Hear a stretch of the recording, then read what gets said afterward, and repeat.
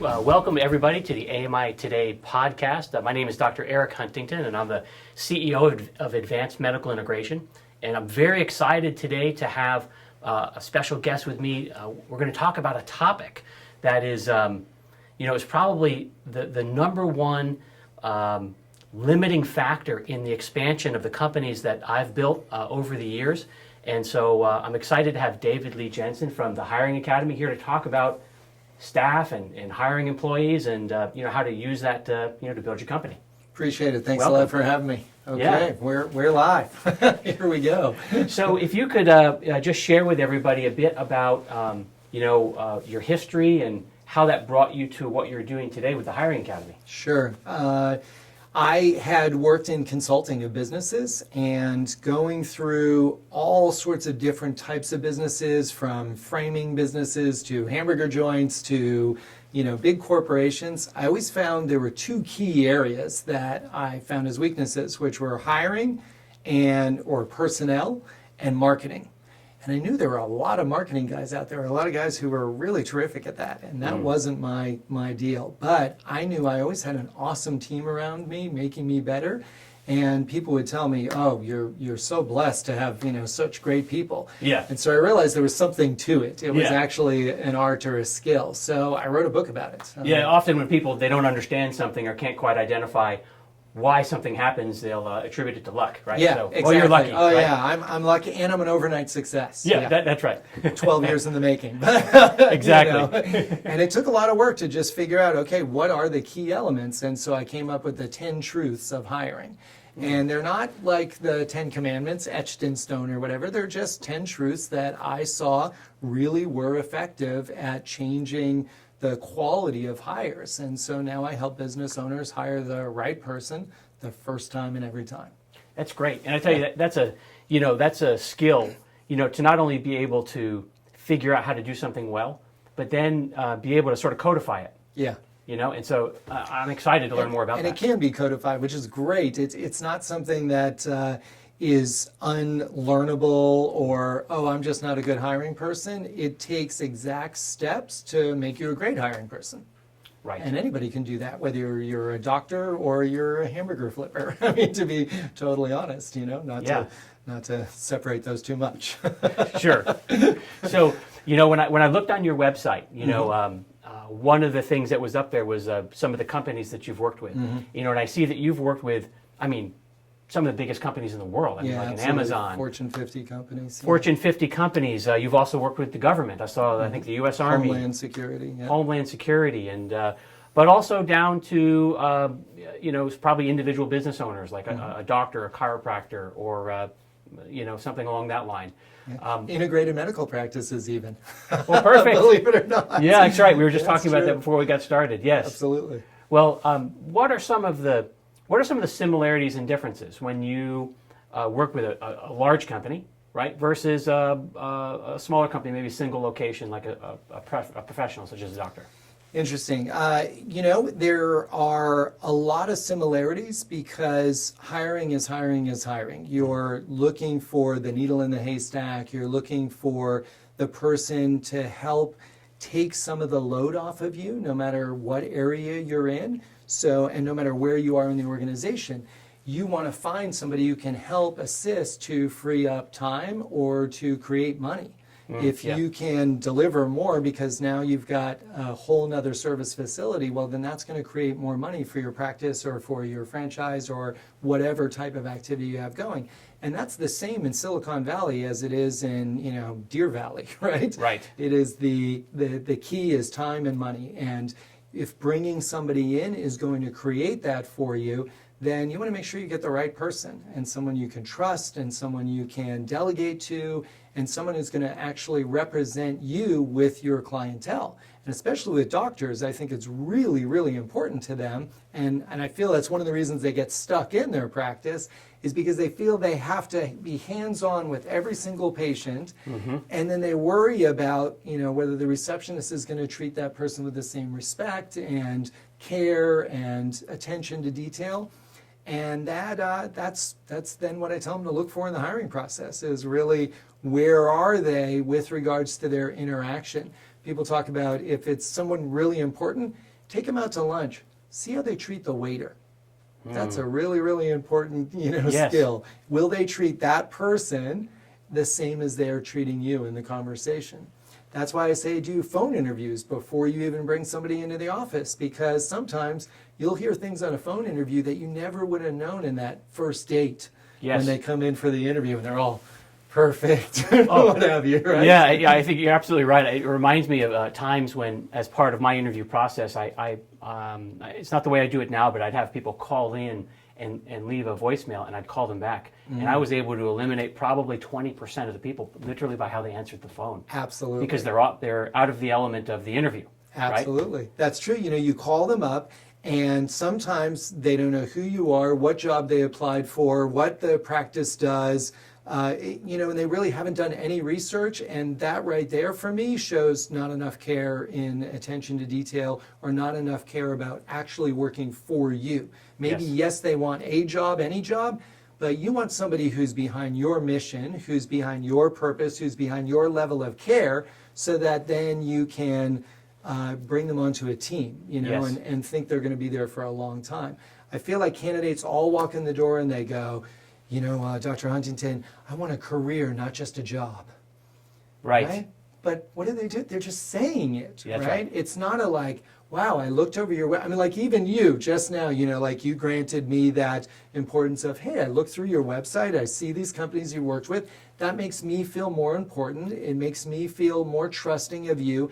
And I can talk to you now rather than trying to explain, I've shared the stage with Richard Branson and Grant Cardone, and Yes. it becomes tedious, right? Yes. And why should an employer go through that? He should be finding somebody who comes in and they say, I'm really impressed that you mix chiropractic with holistic care, that you bring in physical therapy in the same environment, that you care all about a patient from their diet through their Yes.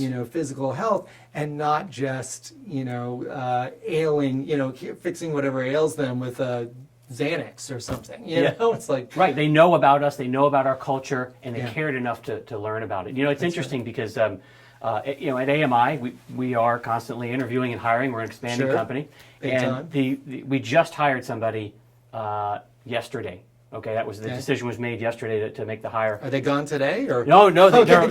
they're arriving on Monday. So we Okay, have good. they've got So far, so good. They're going to be here next Monday. But it's interesting because we interviewed probably 10 people for the job, and it was interesting because it was a finance job that I haven't hired before in my previous companies. It's a controller, which would be you have your CFO, which Yep. would be your highest level finance person, and then a controller, Right. and then other people in the finance department. And I haven't.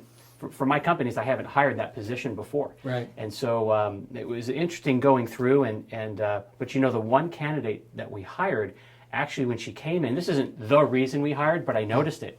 She saw this book sitting on our counter, and she actually bought the book at our office. She found out it was for sale, and she was the only candidate that came in that's ever done that. And when we spoke to her a few weeks later, coming back for a second interview, she had read 3/4 of the book. Good on the And- second interview, by the way. That's one of the biggest mistakes people make, is not doing a second interview. So tell me and about checking that. reference. Sorry, I Yeah. didn't mean to cut you off, but that's just, I hear that so little that it scares me sometimes. They're like, yeah, she just came in and then we hired her. And it's like, whoa, that really is, like we were saying, the first date. Yes. The first date is always the holding of the doors, the beautiful restaurant, and what have you. And then sometimes the second date is, the neighborhood taco stand or whatever. And then the third date's Yeah. McDonald's, right? Like, Yes. it just doesn't all add up. And Yeah. that's why, as an employer, you have to bring somebody back. You spend more time at your office, and especially practitioners, right? I mean, Yes. you spend more hours than anybody at the office, Yeah. because you have your patient load, you have, you're having to check out the marketing and the internal functions or what have you, which, most doctors, in my opinion, just hate. So they spend extra grueling time at that. And then after hours, you have to make sure all your patient files are right and all the billing is correct. And so it's a full-time job that you spend in the office more time than you do at your home. Yeah. Yet you're ready to give the front door key to somebody who just came in for a first date. Good point. I did ask my wife to marry me on her first date, so I can't say it never works out. 27 years later, it's pretty good. But, you really wouldn't usually do that. Well, listen, that's why you're the guru of hiring, right? I mean, you nailed it That's with what your wife Arianna on the first date. Huffington says. I mean, That's right. that's right. You're a screaming success. Yeah. So She was my best friend before that, so I cheated a little bit. you're going through the screening process That's there. right. That's Very, right. very much so. Okay, good. cool. You know, it brings up a point. You know, one of the first mistakes I made with my very first hire, you just mentioned it here now, is I didn't interview enough candidates. Not only was this was in my first business right out of school, I opened a practice, and I interviewed, I think, about 8 people, okay? And I hired the best, what I thought was the best of the 8. Now, there were 2 problems with that. First problem was, it was my first experience hiring. It was my first company. Yeah. You know, I'd been a paper boy before that, but that was a solo job, right? Yeah. Didn't hire anybody other than my dad. Though you could have expanded that to a whole team. I learned that Looking later. back, right? Looking In back, retrospect, that's right. I could have the whole town. Biggest paperboy delivery ever. That's right. That's right. So, but you know, the first mistake was I didn't know enough about hiring. So I would have probably done a better job at my first hire if I had just interviewed more people. Yeah. Okay, just so that I would have gotten the routine, but also just sheer numbers. And one thing I have learned is that you know, it is just like marketing. It's a bit of a numbers game. It's true. You know. I wouldn't disagree in any way, shape, or form. I think that, like I said earlier, it's a process that can be trained. Yeah. You know, you can do anything from read my book, and at the end of reading the book, you will definitely know more about the hiring process, right? I developed an online platform, the Hiring Academy, which is a series of courses that allow practical application to the hiring theory. Great. Right? So that you can actually write interview questions, you can write reference check questions, you can, which most people think, you know, reference checks are just a formality, but they're really, they can make or break a great hire.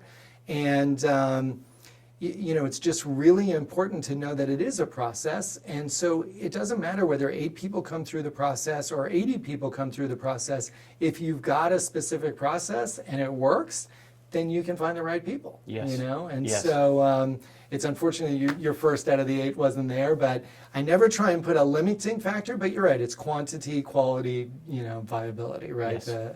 Yes. Harvard Management, you know, key datum, really, really important. Right. Makes sense. Yeah.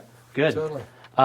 You know, what is you know, what is one of the challenges facing the solo practitioner, your doctor who's got one practice, maybe he's got 2 practices, he or she's got 2 practices, but you know, they're really looking to scale. And how does, you know, the hiring process and being able to choose the right people impact that? Well, you know, I think it circles back to what we said about time and money, right? Hiring is, you know, it's the most important thing you do in your business, in my opinion. I mean, obviously, I'm a little bit, you know, I'm a little bit swayed because I'm a hiring guy, right?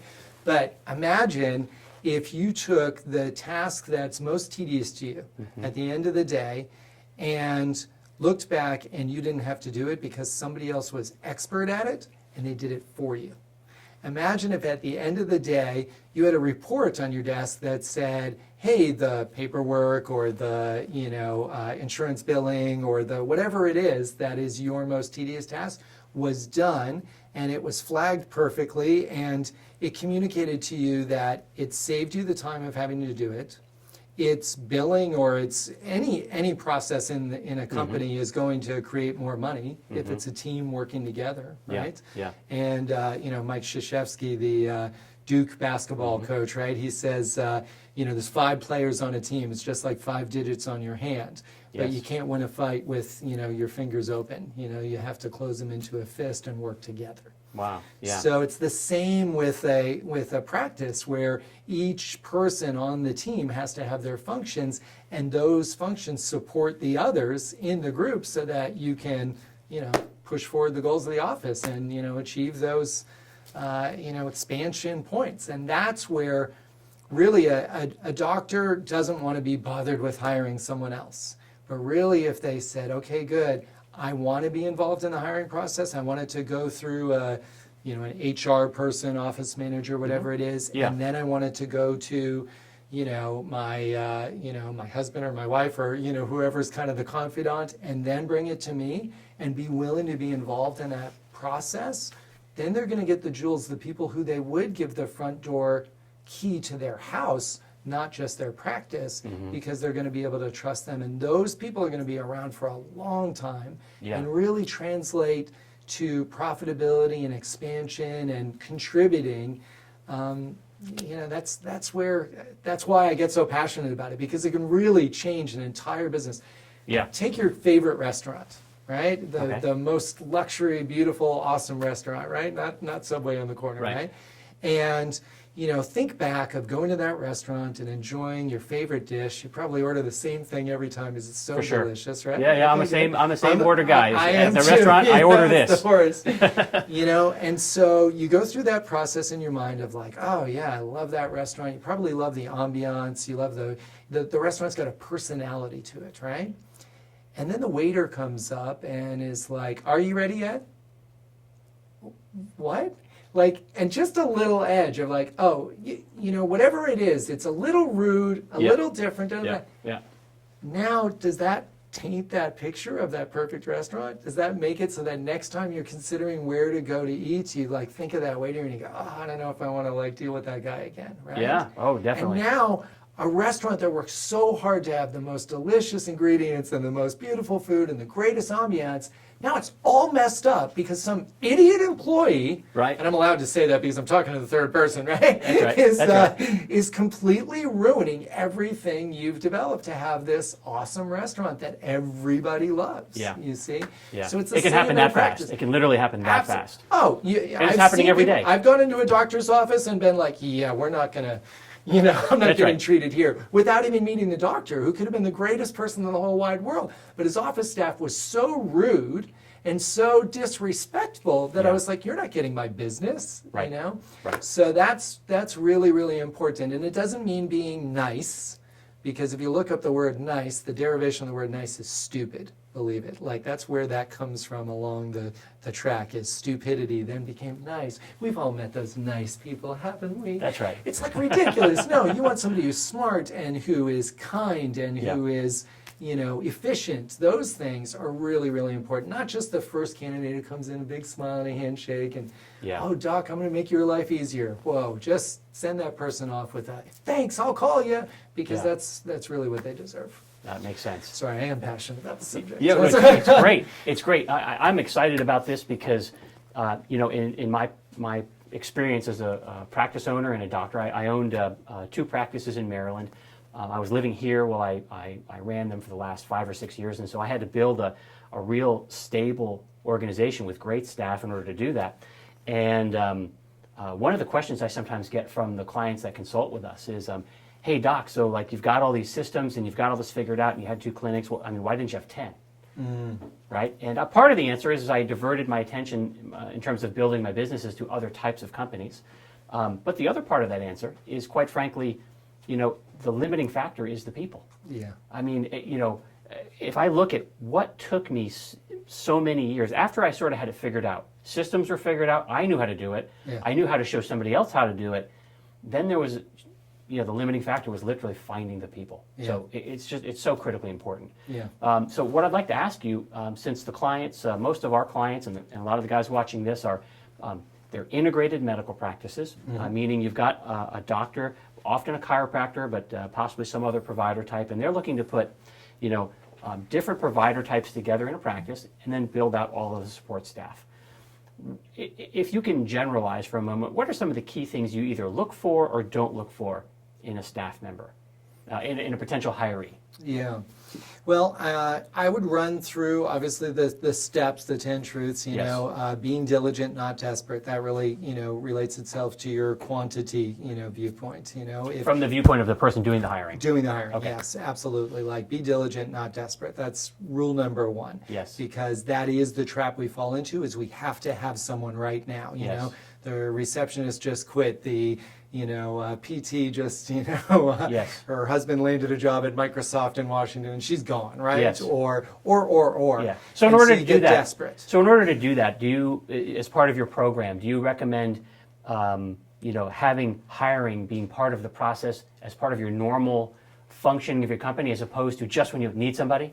Absolutely. That's, and I don't know if I actually recommend that, but that is an awesome suggestion. Yeah. And I always say, I don't know everything about hiring, and the 10 truths are not, etched in stone like the Yeah. 10 commandments. It is not, the only law. They're just the things that have worked for me, and you're going to have things that worked for you that Yeah. you can add, and things that didn't work for you that now, you'll put aside. With regards to the hiring process, it is an ongoing affair because factually, like I ran this banking company, right? I was the president of a company that we grew to $2.5 billion in client sales. And Wow. we grew from like 25 employees to, a couple hundred. And my greatest sales manager was my barista at Starbucks.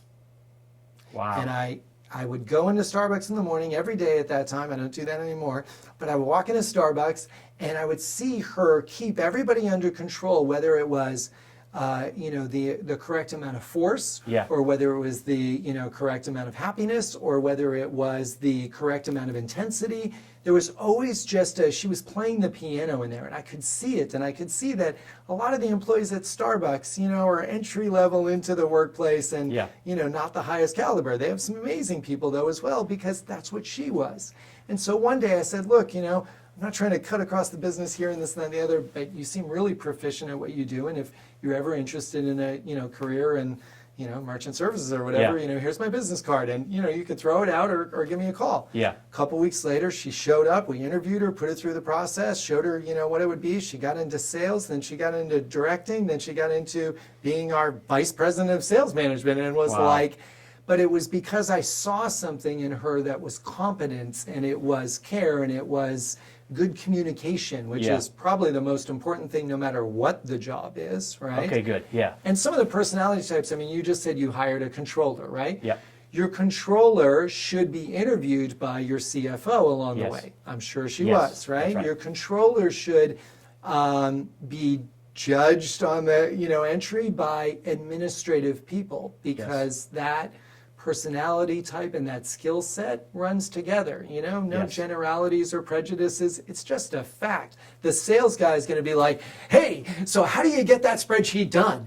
And Yeah. she's going to be like, ah! And Yeah. she might be the best, accountant in the world, and she's out the door because Yeah. she's overwhelmed by that communication process, right? Absolutely. That's right. So like people hire like people. So if you had asked me, how do I find a controller, or who's going to interview a controller, because that's not my forte, I would say have your CFO interview. If your CFO's a rock star Yes. that you love, which I'm sure they are, because Yep. you guys have had great expansion. That's really important, is having like people. Now, if you wanted a salesperson, I wouldn't let your CFO even near them, right? Because CFO is now just looking at what am I going to have to pay, and Yes, and yes. all that. And the personality type's different. I Yeah. would take your rock star salesman, put him in a pit together, let him fight it out, and he's going to come out and go, wow, yeah, this guy could be good. He kind of threatens me a little bit. Or, Right. that's the best hire Yeah. in the world. You'd be like, Yeah. oh, yeah? Okay, that's we the go. guy we want, right? Yeah. But, that helps in the hiring process, and that's how you find, people for a practice, like you guys are looking at. You want to find people who are not using you. The one caution I would have, because I've seen this with actual like chiropractic offices Yeah. we've helped with, or PT offices. We've seen that some people are like, oh yeah, I just trained in the Pettibon system, or the, Yeah. I'm on this, or what have Yep. you. And now they're using this as a stepping stone. And Yes. so you want to caution on that, just because, it's great for everybody to have goals or what have you, but you've got to keep yourself in mind first and keep the expansion. And the way to do that, a little trick that I found specifically in this practice, is Mm-hmm. to say like you did, and you mentioned other clients who have expanded to, 10 offices, 20 offices, what have you. Yeah. Whether it's 4 or 20, that opportunity for expansion is great to put a little seed of hope in that hiring process. If you really love Yes. this person and you're worried they're going to end up with their own practice next year, and they're Yeah. just going to kind of learn the systems at my shop, Yeah. It's a concern. let them know ahead Yeah. of time. You know what? I'm looking at expanding or whatever, and if things work out right, there's a process. Everybody starts at the bottom, and that's a great way to get people to start at the bottom, because everybody comes in and they're like, oh no, I'm too good for that, or whatever. Yeah. You say, no, everyone starts at the bottom, and everyone has an opportunity to have their own shop, and to have the marketing support and the systematic support Yes. of our organization, which has obviously been successful, or you wouldn't be here applying for a job. Yep. So let's get you into the program, starting at the bottom, working up the ranks, and let's see if we can be teammates in the future. Yes. You know, and have you now. You've got somebody who will really do the work for you. They won't let Jane or Joe slack next to them because they want to be the one in the, you know, the cream of the crop in that opportunity. Yeah. And as long as they don't get too, you know, cocky about it or whatever, then let them play, you know, let them have fun. And at the end of the day, I hate that statement, but Sure. at the end of the day, you would rather have two offices and share, you know, and make 80% of a, you know, Yeah. 200% than making only 80% of one, right? Yeah. Oh, absolutely. I think any business owner who can achieve a degree of greatness at what they do are really good at helping to bring other people up with them. It's true. Right, and that's exactly True. what It's you're saying. leadership point. Yeah. It is. It's a leadership point. So I think it's great advice, and I think it's very workable. I did that with in my practice, both practices, in fact, both clinics. One of them, I had two of my associate doctors become partners. Nice. They eventually bought the clinic out, and it worked great for all parties involved. Great. And then the other one of the associates eventually bought the clinic. Wow. And so they, you know, I sort of moved up, you know, in the business, and then they came up, and they are now the business owners. And Wow. so we've sort of gone through the whole evolution. So I think there's a lot of truth to that. That's really well done to you, because that is, I think that's probably what most of the people watching have the biggest challenges with. You know, Yeah. it's just my opinion, but that whole idea of being in the organization versus being on top of the organization Yes. is a very fine line. You know, it could change like that because somebody calls and says, "Oh, this happened or that happened," whether Yes. good or bad. Right. And, you know, so to the degree of great systems in place, which is obviously why they're AMI clients, right? Or Yes. becoming AMI clients, is because you give them the systematic process. And hiring's part of that systematic process. It's just do it right the first time, and every single time you'll get the right candidate. Yeah, I agree. I mean, I can't tell you how, again, we say it again, how excited I was to do this interview with you, because there's so many important aspects to a business, right? It'll only function if all the key things are done properly. But the one thing that really is missing in almost all practices is the HR area. It really is, because you know, of course, the doctor is given their doctor hat in school, Oh, so yeah. they know the treatment area, Right. the service delivery, Right. and that's usually the area they want to spend the most time in. They sort of are if they're going to be a practice owner, although they may not get trained in school, they're sort of thrown to the wolves, or their feet to the fire to just learn how to run the business. So they sort of learn the business owner aspect, and but the HR area, only for out some of reason, necessity. only out of necessity, and really that HR area is so under utilized, so not understood. It's true. You know, so it's just so valuable what you're providing for people. Yeah.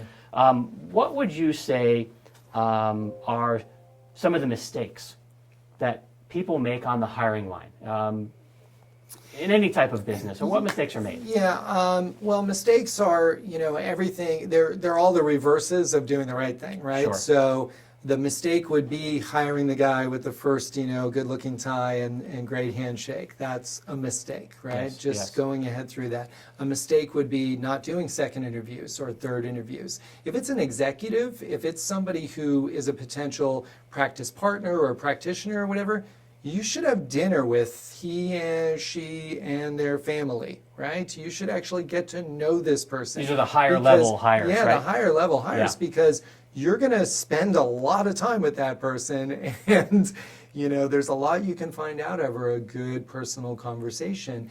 And I don't mean anything odd or anything, you know, illegal or, you know, breaking the lines. I just mean as far as vision and goals and work ethic and core values, right? Those are things that you want in your practice, and especially somebody who's taken the Hippocratic Oath, right? Yes. You don't want to now go to dinner. I mean, I've literally been to dinner with someone who was going to be a very senior executive in our company, and they were rotten drunk by the end of the meal. And I was like, wow, I wonder if they had a history of missing days of work, or if they had, you know, Sure. you know, like there was it a judgment? Yes, it was, but it opened a line of questioning with regards to, wow, is this the professionalism of somebody who I've now got to have go out and meet with clients or play golf with clients or? Yeah, and listen, you need to make a judgment. I mean, you're going to be employing them or Very becoming much a partner so. or something, And right? it's going to be your risk if something right. goes wrong, right? That's right. So that's an extreme example. Sure. But you asked what can go wrong. What can go wrong is, Yep. you turn a blind eye to that. I do this, and can I do a little exercise with you to Yeah. kind of like, put Yeah, you yeah. on the spot? Yeah. Okay, here we go. This is going to be fun for everybody out there. All right, good. So you talked about your practice. Yeah. So I want you to think back to the last person you had to fire. In my practice, okay. Mm-hmm. Me personally, I did the firing or the company did Well, the firing? yeah, How are we going to do this? I mean, you influenced it, Yeah. whatever you're like, that guy's got to go. Whether you had to personally sit down and go, you're fired.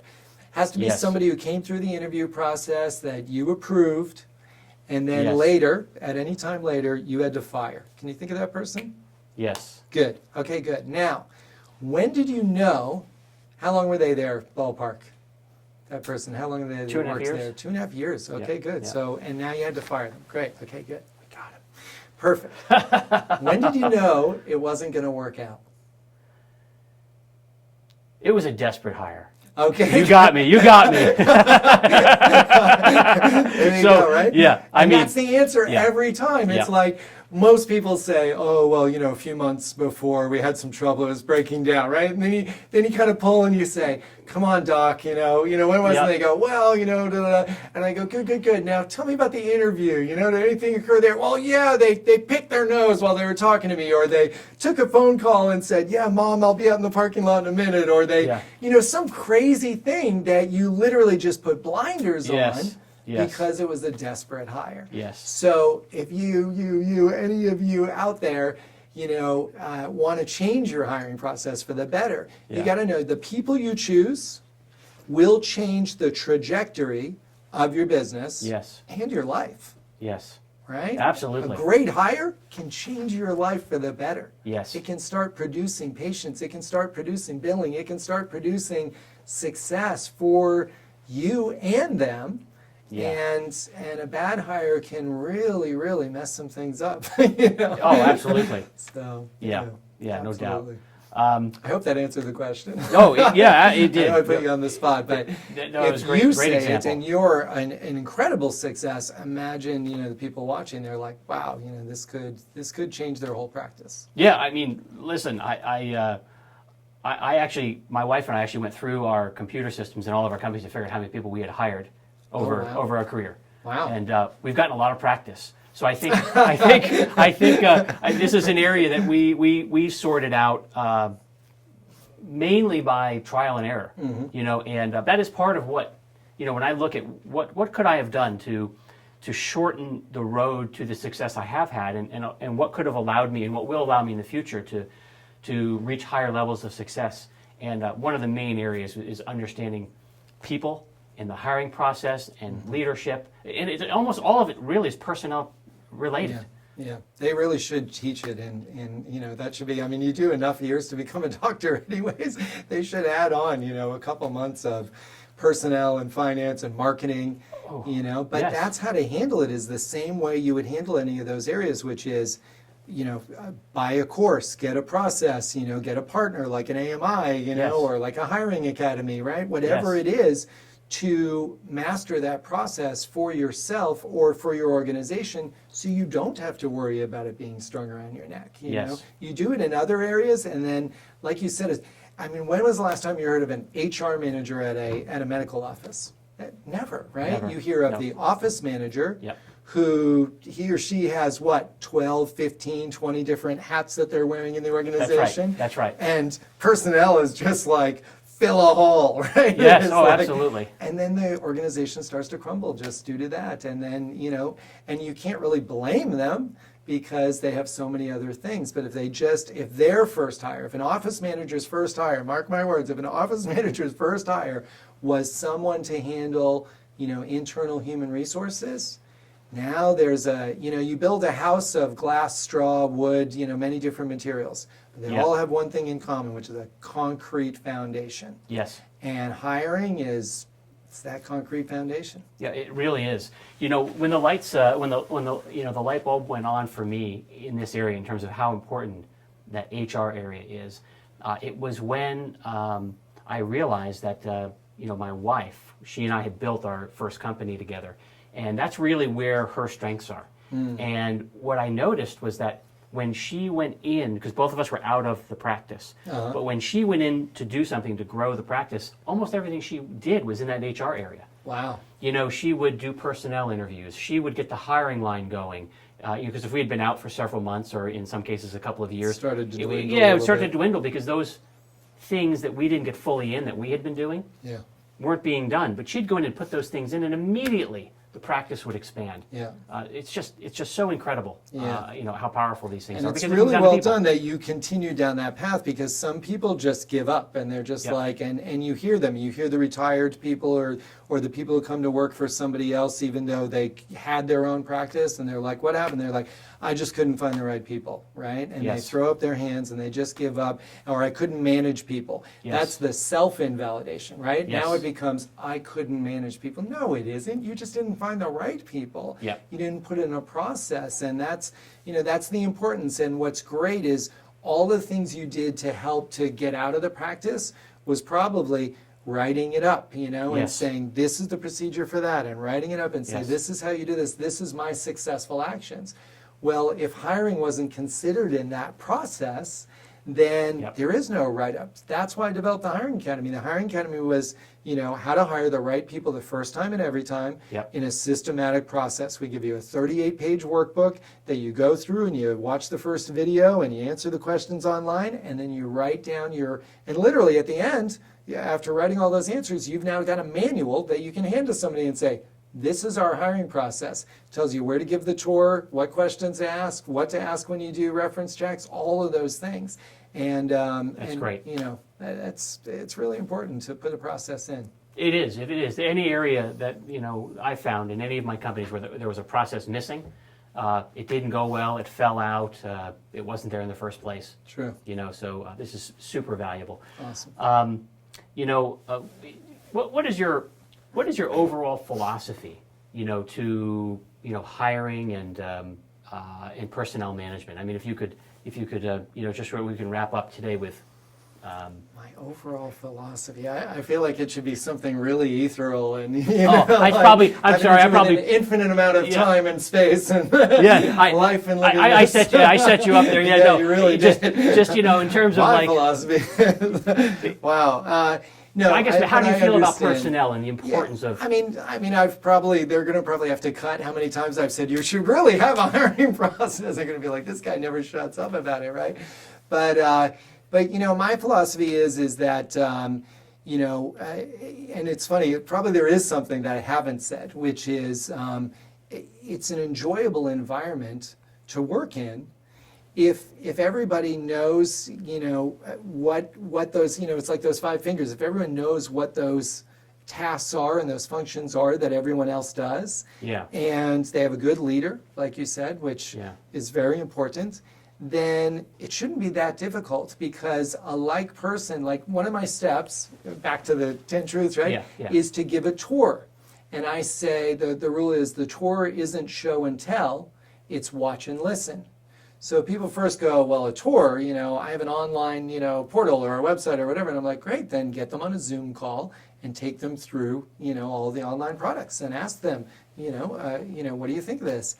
But don't go, well, this is and especially bring them through a practice. Don't go, this is the Pettibon room, this is the, treadmill thing, this is the, and this, like you're giving a tour to your niece or something, right? Yes. Bring them through and let them ask questions. Let them communicate with the environment. Let them talk to the employees. Let them, be a part of the organization for a few moments. That's such a good, that is such a good point, because I again stumbled upon this myself in my own career. I all of a sudden realized after doing so many interviews that I was doing just that. I was doing all the talking, and at one point I sat back and I went, I don't know if I know anything about that person. Totally. What a mistake that was on And my realize part. also, I'm not talking from a position of whatever. The only reason I now, know this, was able to write the book, is because I looked back at my life from being an abused child to having failed relationships to dropping out of school to, having failed businesses and business partners. All of those things just kept hitting me until I learned trial and error and trial and error, and finally was like, wow, because I took the time to do this, Yeah. that worked. You Yeah, know? yeah. And I really like the phone call rule where I say, phone screening, you should hear them smile. People go, hear them smile? And I'm like, yeah, pick up your phone the next time you're talking to somebody and just ask yourself, are they smiling? You can tell. Yes, you can. Right? Yes, you can. That's right. So when you're doing an applicant interview, you get all these applicants, rather than having them come into the office, waste at least 30 minutes of your time just so you can be cordial, Yep. just give them a phone call. And if they, answer the phone and they're like, hey doctor, and they sound really good, everything, and they're like, hold on a second, shut up kids, I'm on the phone. Uh-oh. A little bad Right. indicator there, right? That's right. You go, okay, That's good, right. I'm not going to meet Yeah, with you. that's right. now, You've got to. You can tell there's like a social veneer there when they're on the phone with Totally. you, Absolutely. and there's something else going on in the rest of their life. And then right? you can just say, great, we'll get back to you when Yeah. we're setting interviews. And then, don't set an interview with them.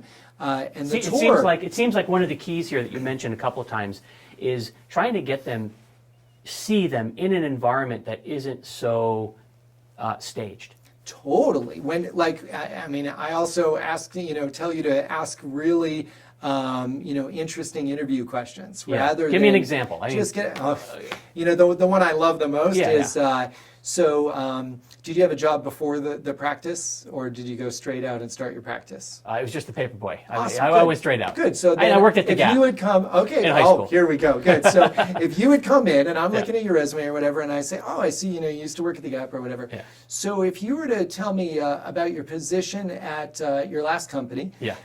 what sport was it, and what position did you play? Wow, that's an interesting question. I see how that breaks through, doesn't Breaks it? that Boom. pattern, breaks that, Yeah. I want a Wow. career, not just a job, doctor, right? Yes. Now it's like, what sport? And funny enough, like I always tell, like I had this old, wonderful Hispanic woman who came in one night, and I gave her that question just as a curveball, Yeah. and she was like, I don't know sports. She says, but I know knitting. And I am the stable needle that you keep there while everything else loops around it. That was like my job. I was the stable needle. And I was like, wow, like I wanted to Yeah. right there say, you're hired. Yeah, Because yeah. she knew how to take something and creatively turn it back into something she knew and to, assimilate. And so Yes. somebody will say, oh, I was the catcher, everyone else was pitching at me, or I was the captain and I was the, and Yep. now you see the ego come out. Yep. If you ask those interesting questions, just like at the end of the tour, Bobby, Julie, Frank, they're all going to come up and they're going to go, you're not going to hire him, are you? Right? Right? And you're going to be like, oh, well, what occurred? What did And you it's see? like, Yeah. oh, well, when he came in my area, he was like, oh, I would never stop staring out those windows at the beautiful, mountains or whatever. Or, Yeah. I remember him from, somewhere else. Or Yes. like all of these comments, or they'll be like, wow, he seemed like really nice. Especially when sometimes that person's going to be the boss of the people that he saw along the tour. Yes. You better make sure that they're willing to have that person in their environment and in their space, and that they don't have some, and then Yes. you're almost consulting them, Yeah. or their willingness Well, you're to have getting- this person join. That's right, and you're A getting tacit different agreement. viewpoints, right? Because Totally. each of us has our own strengths, our own history of Yep. things, and we can observe different things. And That's right. yeah, I think it's valuable. It's is. getting other people's viewpoints. It is. So, Yeah. and not to the degree where now everyone else is telling you what to do, but No. you can at least evaluate. I observed blood. Did anybody else see that, or what have you? Yes. They all saw a real efficiency. I guess something I missed, whatever. And now you have them come in and do a proficiency test. You can always test people on the actual activities they're going to do in the workspace. You can say, you know what? I'm going to be really honest with you. I'm not certain about bringing you in, at that level. Yeah. Would you be willing to come in for a couple weeks and work with the PTs, and let's see how it works out? And then at the end of the, we'll call it a working interview. Yes. And Yeah. then they can agree to that. And now you got the person right there in the workspace. You see Yes. if they're on time or they're early or they're Yes. late. You see their proficiency, you see their communication, and now you can really commit. And it's going to be better for them as well for you, because they may come and they say, thank you so much for the offer, but Yeah. I just realized this drive is too much. Yes. Or, Yeah.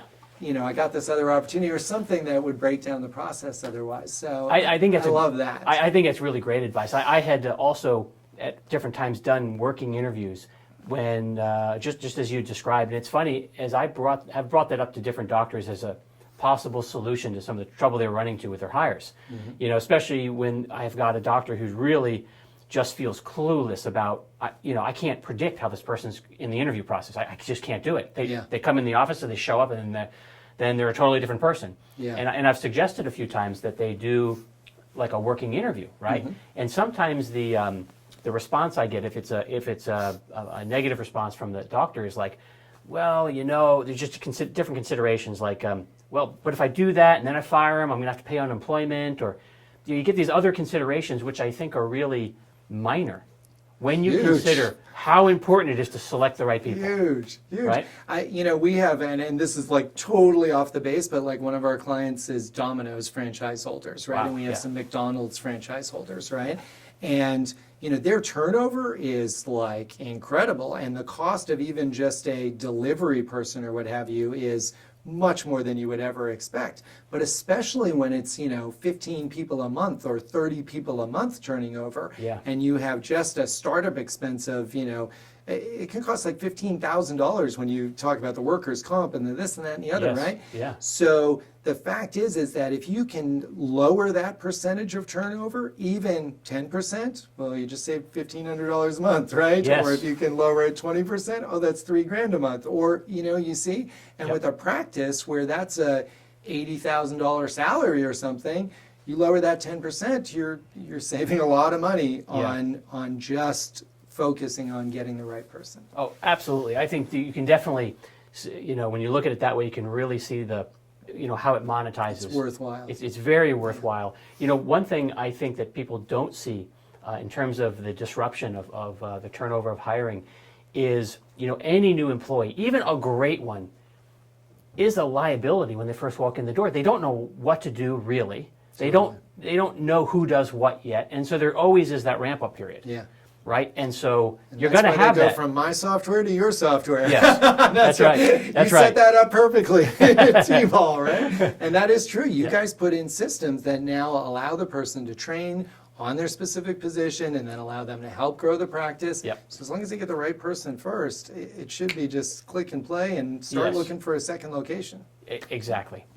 And like you said, if you do that hiring well, you can limit the amount of people that come in and go through that 2-week, 1 month period of sort of liability where they're not producing enough to really pay for themselves yet, and then you find out it was a bad hire. Yeah. And so I think maybe save yourself some tremendous savings there. Most definitely. Yeah. So how long have you been doing this? In terms of training I wrote the HR? book in 2011, and it was really just like I said, a friend had brought me to an event, one of those big.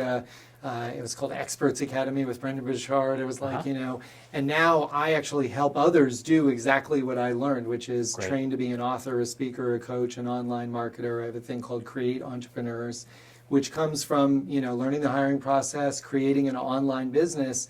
When that all began, I tell a story often, which is I wrote the book, created an online course on just a little platform, $99, $199, and my wife and I went out and I was speaking at a banking convention in Hawaii. Yes. And we're in the Four Seasons Resort, beautiful sunset, Yeah. VIP guests, everything is great. Go to sleep, wake up in the morning, and bing, there's money in my PayPal account. And I was like, wow, that's really awesome. We're selling Yeah. courses. That's Yeah. cool. And then by lunchtime, it was like bing, bing, bing. There was more money, and I was like, wow, this is the entrepreneur lifestyle. Yes. And then what changed everything was I got emails from people who had completed the course, and they said, "This will change my practice. This will Wow. change my life." Yeah. And I'm so thankful. This has been something that's been a problem. It's why I didn't expand past 4 and 1 and Yes. 20, and it's why I didn't succeed. And now I'm working for someone else, and it's why amazing, heartfelt stories. Wow. And that was where I was just like, okay, good. I'm Yeah. going to take the entrepreneur leap, and I'm going to do this full time so I can go out and help people even while I sleep. Yes. That's kind of cool. And so Yeah. practice management's the same thing. It's an entrepreneurial venture. Yes. And a lot of the doctors have, books and speaking engagements and, their coaches. And that is, part of the core of expanding your practice to many locations. It's that responsibility. Your founder's done the exact same thing, right? That's right. Just That's right. continue to pull back so that he can serve others. And Yep. as you progress in that, you're doing the same. So Yep. I think it's amazing that there's that much care for all of your providers. So well done on you for doing that. Thank you. Thank good. you. Well, it's been a great interview. Yeah. If our audience would like to learn more about you, I mean, how can they get in touch Just with go you? to hiringacademy.com. It's just hiringacademy.com. It's as simple as that. We have a great presence on the web. We've done a lot of great partnerships. Maybe soon they'll just go to AMI Doctors or whatever your website is, Yes, that's .com, right. and we'll create something for them direct from you guys. Great. Awesome. Well, thanks so much for making the trip here to Clearwater and, appreciate it. and being on our podcast and sharing with our audience. Thanks a lot. Appreciate everybody. Okay, take care.